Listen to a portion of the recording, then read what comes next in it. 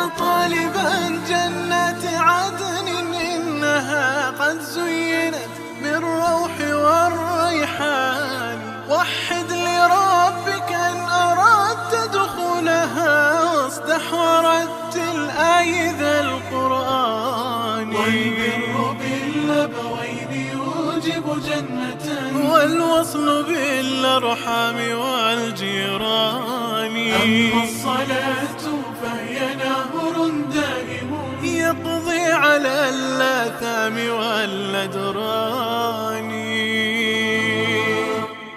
أسبغ وضوءك إن قصدت نعيمها، وابذل لمالك يا أخا الإيمان. واسأل إله الكون أن تحظى بها، ما خاب من يرجو رضا الرحمن. الحمد لله، وأصلي وأسلم على رسول الله. ما أعذب الحديث عن الجنة. إن في الأرض بقع إذا رآها الإنسان سأل الله الجنة، مع أن الجنة فيها ما لا عين رأت ولا أذن سمعت ولا خطر على قلب بشر، ومع ذلك يعجبه أن يسيح في الأرض لينظر بقع الجمال. إليكم الرحلة الجميلة ونحن في آخر الحلقات، ونحن نسير إلى دار الأشواق وبلاد الأفراح وبلاد الجنان، واليوم مع عمل وموجب من موجبات الجنة. أتدرون ما هو؟ إنه الابن الصالح، ذاك الذي لما مات والده من قطع عمله، أي من قطع عمل الوالد، حمل هم الاستغفار لأبيه والدعوة والدعاء له وإرسال الأعمال الصالحة إلى قبره. هنيئا لذاك الأب الذي أحسن التربية وأكثر من الدعاء وأطعم الحلال، فلما مات يوم أن مات إذا بذريته في سجودهم: اللهم اغفر له، اللهم ارحمه. في الحديث: إن الرجل لترفع درجته في الجنة، فإذا سأل عن سبب رفع أعماله ودرجته في الجنة مع أن العمل قد توقف، قيل له: هذا باستغفار ابنك لك. هنيئا لأولئك الذين ربوا أبناءهم على أن يلحقوا بهم في جنات النعيم، وماتوا ومن قطعت أعمالهم. إذا مات ابن آدم انقطع عمله إلا من ثلاث، ثم ذكر الولد وقال عن الولد: ولد صالح يدعو له. فهل كل الأبناء يرفعون مراتب الآباء والأمهات في الجنان؟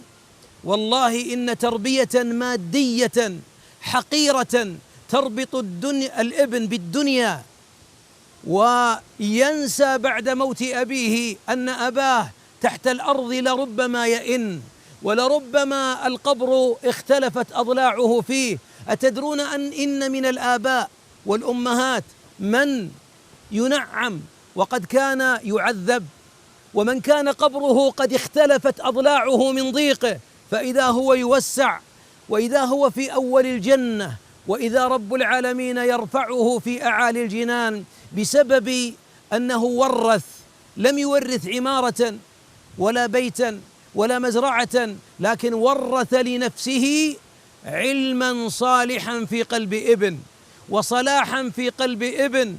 فكان ذاك الابن كلما رأى باب من أبواب الأجر تقرب إلى الله بإنقاذ أبيه. فيا أيها الآباء، أيتها الأمهات، ربوهم ليكونوا من أبناء الآخرة، ربوهم ليكونوا عملا صالحا لكم، ربوهم لكي يضيئوا لحودكم، ربوهم ليرقيكم الله في أعالي الجنان. فإذا التفت إلى ملك من ملائكة الجنة: لماذا أنتقل وأرتقي وأرتفع؟ فيقال لك: البشرى هذا لأن ابنك فلان وبنتك فلانة لا زالوا يتصدقون ويبنون المساجد ويدعون لك، وكلما عملوا من عمل بر أهدوه إليك.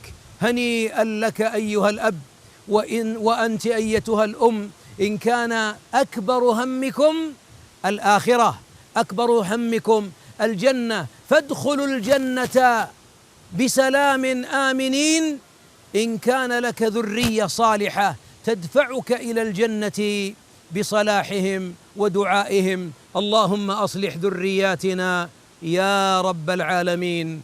وإلى موجب ختامي لهذه الحلقات من موجبات الجنة، فإلى هناك.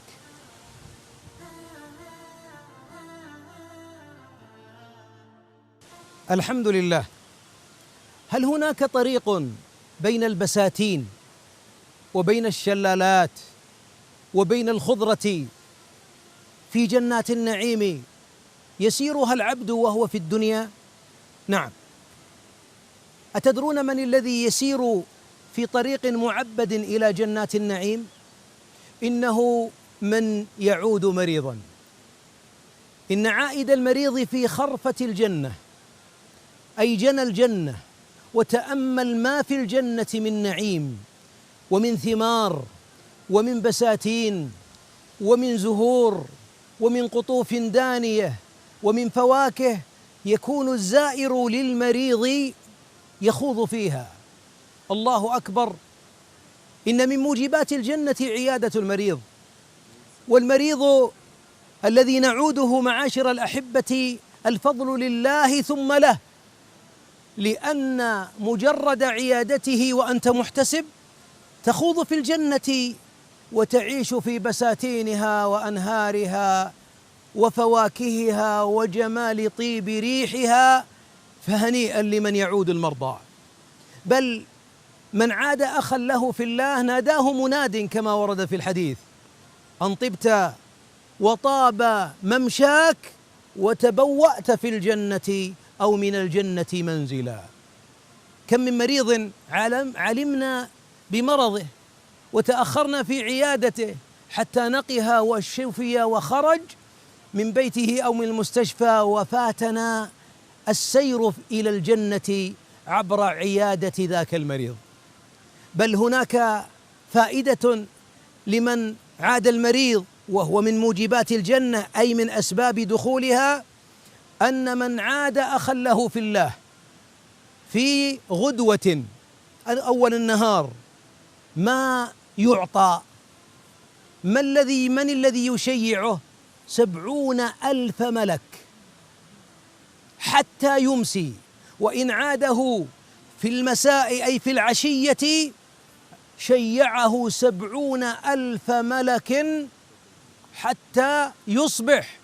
إنه احتفاء واحتفال بموكب من مواكب الجنان، احتفال جميل، طريق يوصل إلى الجنة، ويصطف حوله أكثر من 70,000 ملك يشيعونك يا عبد الله. بعضنا في حياته كلها ما استقبله 7 رجال أو 70 رجلا، فكيف إذا قام باستقبالك وتشييعك والاحتفاء بخطواتك كأنك في الجنة ملائكة أطهار إذا شيعوك يستغفرون لك، إلا استغفر له 70,000 ملك.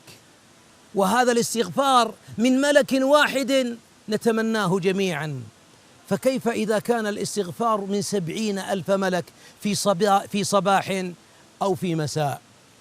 إنها جنة قبل الجنة. إذن من موجبات الجنة عيادة المرضى. وأهتف لك بوصية محب، ليس شرطا أن يكون المريض تعرفه، فإن بعض الموفقين يدخلون المستشفيات وهم لا يعرفون المرضى، فيقفون عند رؤوسهم ويدعون لهم ويرقونهم، وليس بينهم وبينهم أي علاقة إلا الإيمان، إلا الإسلام. ولذلك ينالون رحمة أرحم الراحمين بأن يدلفوا أبواب الجنان في خرفة الجنة والملائكة تستغفر. ختام هذا البرنامج: موجبات الجنة، والموجبات كثر والأسباب كثر، لكن يا عبد الله إذا كان القلب قد طار شوقا إلى الجنة فعليك بالعمل لها.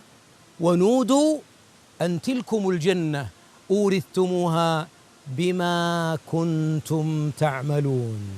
أستودعكم الله الذي لا تضيع ودائعه.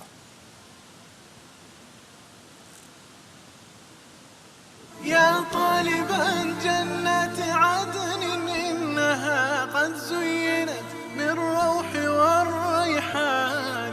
وحد لربك إن أردت دخولها، واصدح ورتل آي ذا القرآن. والبر بالأبوين يوجب جنة، والوصل بالأرحام والجيران.